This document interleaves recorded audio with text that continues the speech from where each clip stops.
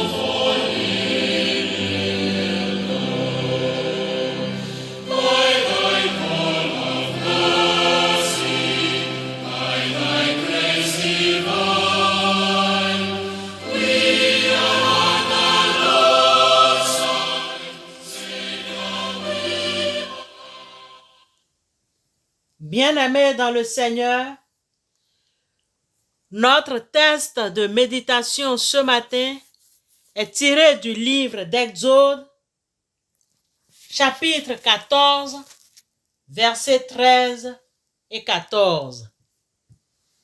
Exode 14, versets 13 et 14. Nous lisons au nom de notre Seigneur et Sauveur Jésus-Christ. Moïse répondit au peuple, « Ne craignez rien, restez en place et regardez la délivrance que l'Éternel va vous accorder en ce jour, car les Égyptiens que vous voyez aujourd'hui, vous ne les verrez plus jamais. L'Éternel combattra pour vous et vous gardez le silence. Seigneur, sanctifie-nous par ta parole, car ta parole est la vérité. Amen. Bien-aimés dans la foi, voici une nouvelle semaine que l'Éternel des armées, dans sa grâce, nous accorde. Une semaine de travail, une semaine d'allégresse et une semaine de joie. C'est une semaine de difficultés ou d'épreuves, de joie ou de sensations. Peut-être par une perte d'une âme sœur, peut-être par un cas de maladie, peut-être par une perte d'emploi ou de difficultés familiales, professionnelles, affectives, que sais-je encore. Pour d'autres encore, c'est une semaine de joie ou de réussite. Nous ne connaissons pas les peines ou les joies qui nous attendent. Cependant, nous aimerions vous rassurer quel que soit le cas, en empruntant à Moïse cette promesse. Ne craignez rien. Restez en place et regardez la délivrance que l'Éternel va vous accorder en ce jour. Car les Égyptiens que vous voyez aujourd'hui, vous ne les verrez plus. L'Éternel combattra pour vous et vous gardez le silence. Exode 14, 13 et 14. Bien-aimés dans le Seigneur, dans quelles circonstances Moïse avait-il rassuré le peuple de Dieu en lui faisant cette promesse de la part de l'Éternel des armées? Essayons de nous instruire de ces circonstances afin de tirer une interprétation rationnelle des faits révélés, interprétation qui nous conduira vers une foi absolue en Dieu. Chers frères et sœurs en Christ, frères et sœurs au bout des ondes, Israël a quitté l'Égypte, laissant derrière lui 400 ans de captivité. De jour comme de nuit, l'Éternel des armées était avec son peuple, le peuple d'Israël. Le peuple était dans le désert et il arrive au bord de la mer Rouge en retournant la tête. Il voyait derrière les chars de Pharaon. Cependant, Dieu a bien organisé leur traversée pour qu'ils aient la colonne de feu la nuit pour les guider, mais aussi les protéger du froid du désert et la nuée pour les protéger de la chaleur le jour et les guider. Malgré cette protection, le peuple doit composer avec des obstacles. Naturellement, c'est le désert. Il est rude avec des soubresauts de la vie. Voyant ces difficultés, il commence à se lamenter. Il commence à se plaindre avec gémissements et pleurs. Il commence à se désoler et récriminer. Pourtant, Dieu est toujours avec eux. Mais le peuple ne voyait que l'obstacle de la mer Rouge. Comment allait-il traverser cette mer Rouge? Il s'est focalisé dessus et a oublié tout le reste. Il n'avait plus de projet d'avenir, si ce n'est celui de mourir ou de retourner en Égypte. Sœurs et frères dans la foi, c'est ce qui nous arrive le plus souvent. Retourner en arrière. Dans le cas du peuple d'Israël, en regardant l'arrière, il a été pris de frayeur et il observait les chars de Pharaon. Malgré la présence de Dieu en nous et avec nous, nous nous focalisons sur nos difficultés. La situation difficile qui se présente à nous, elle nous semble être comme la mer Rouge. On ne réalise pas la traversée et on regarde en arrière, car humainement, cela nous semble insurmontable. Nous laissons la crainte, la peur prendre le dessus.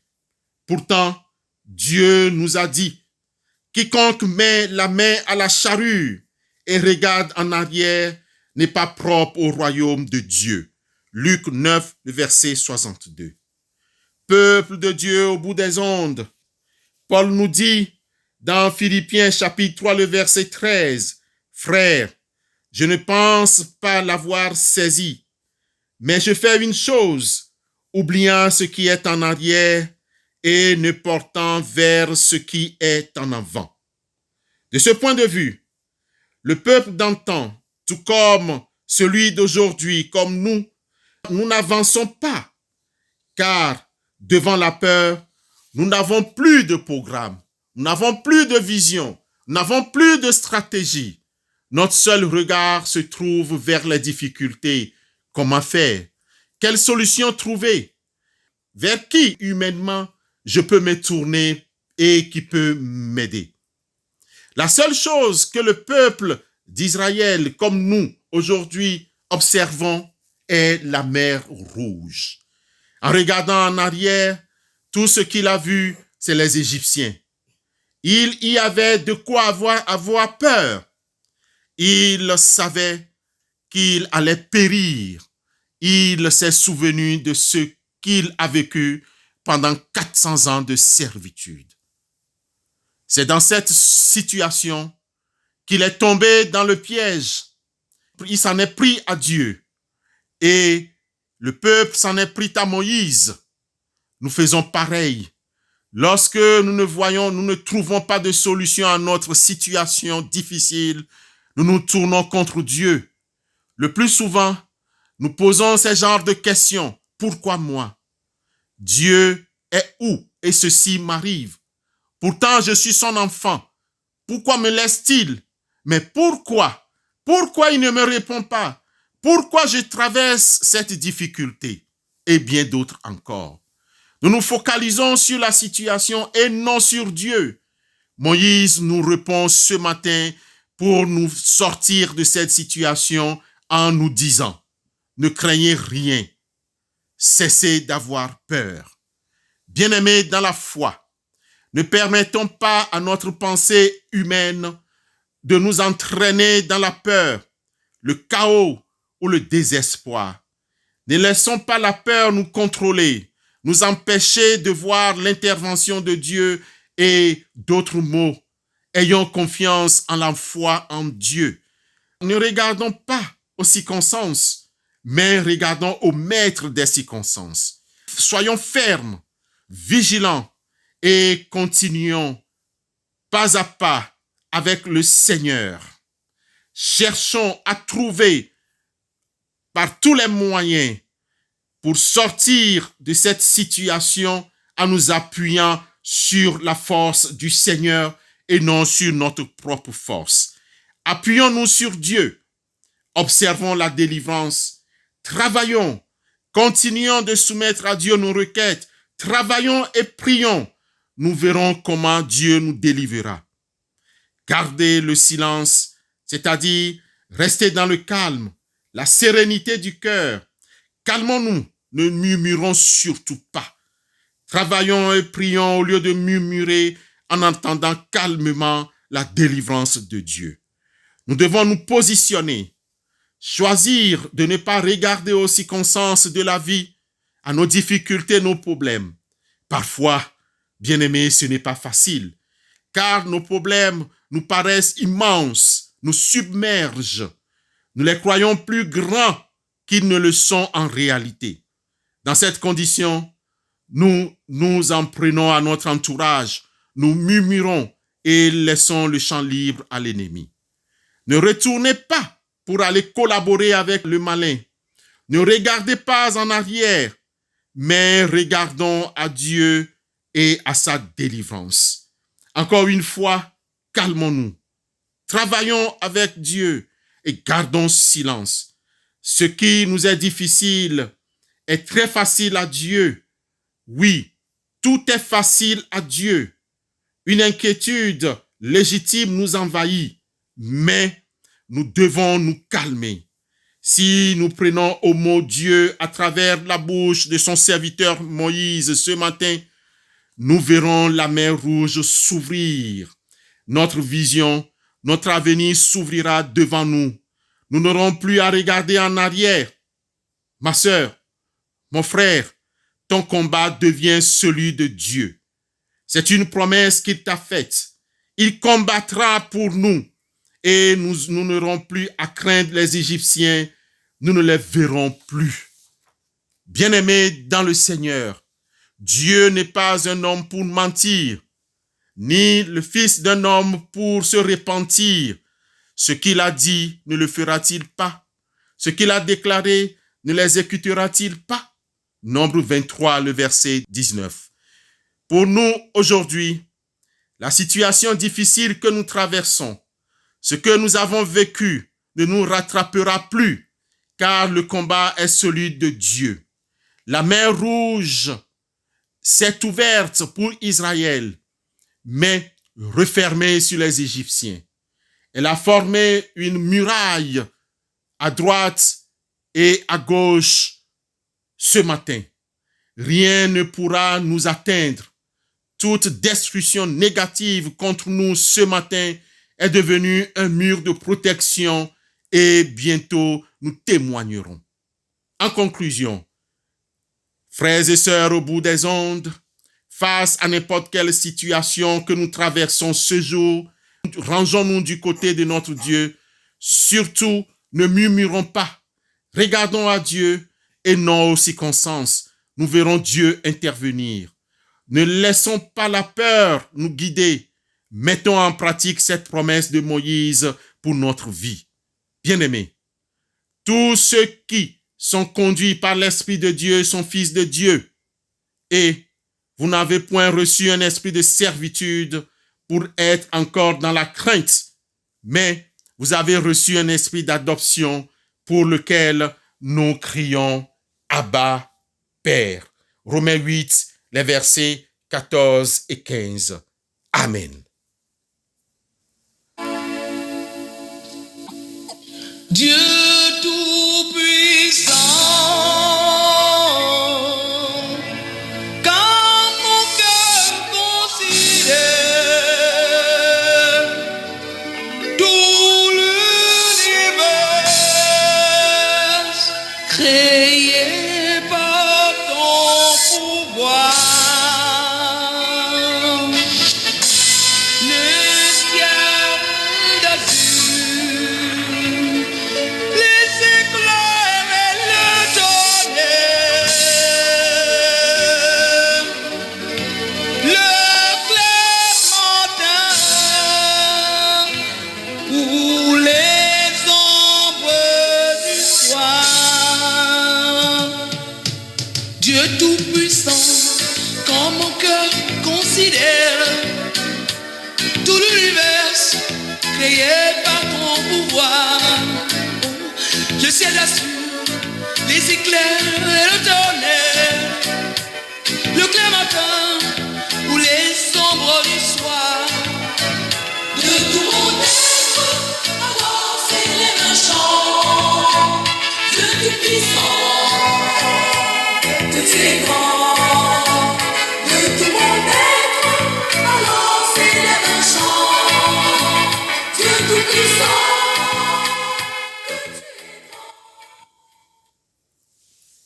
Prions Dieu.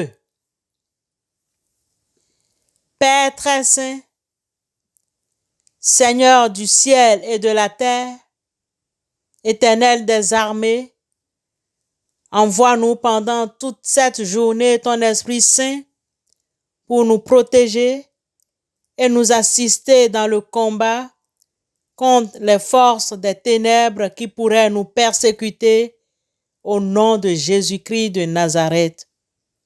Entre tes mains, Père Céleste, nous te remettons notre journée, notre travail. Donne-nous la santé, donne-nous la force, donne-nous la lumière de ton Esprit Saint. À celui qui siège sur le trône, ainsi qu'à l'agneau, la louange, l'honneur, la gloire et la puissance dans les siècles des siècles. Amen.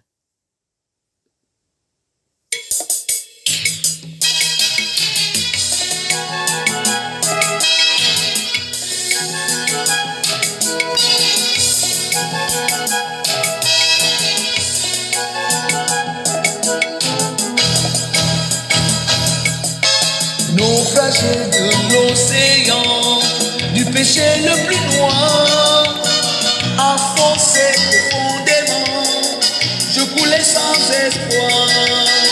Mais le grand maître des flots, en entendant mon cri, vint et me mit aussitôt en surabri. Christ m'a sauvé, Christ m'a sauvé.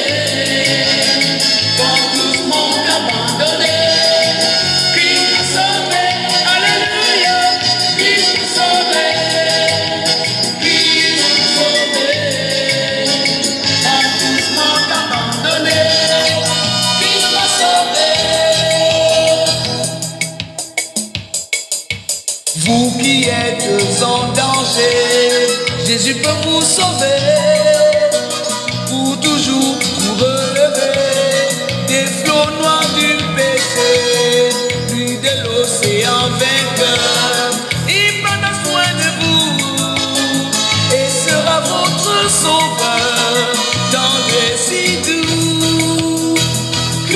sauvé. Christ m'a sauvé. Quand tous m'ont abandonné, Christ m'a sauvé. Alléluia. Christ m'a sauvé. Christ m'a sauvé. Quand tous m'ont abandonné, Christ m'a sauvé.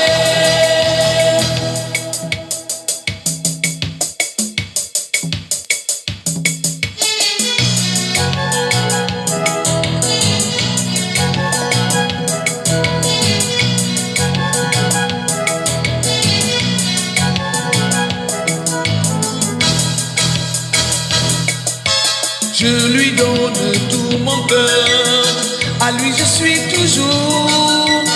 Sa présence est mon bonheur, je chante nuit et jour.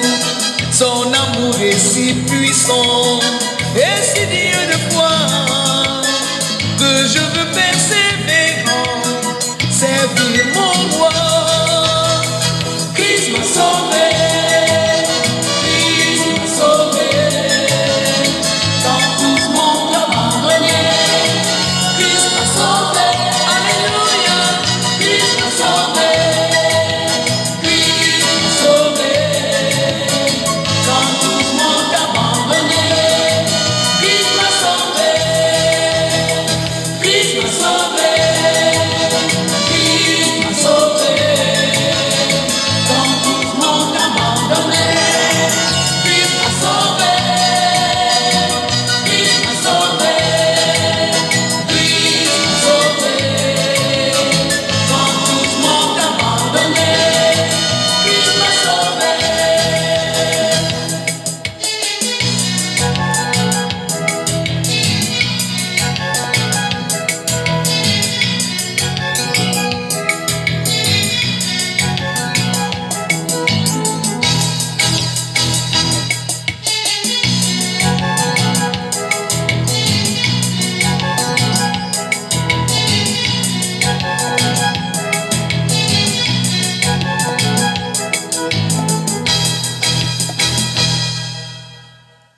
Recevez la bénédiction de la part du Seigneur. Que l'Éternel vous bénisse et vous garde. Que l'Éternel fasse lui sa face sur vous et vous bénisse. Que l'Éternel tourne sa force et son onction sur vous et qu'il vous soit bienveillant. Que l'Éternel dirige son regard vers vous et vous accorde la paix. Allez dans la paix et dans la joie de notre Seigneur et Sauveur Jésus-Christ. Amen. Excellente semaine à vous tous sous la conduite de l'Esprit Saint. Amen.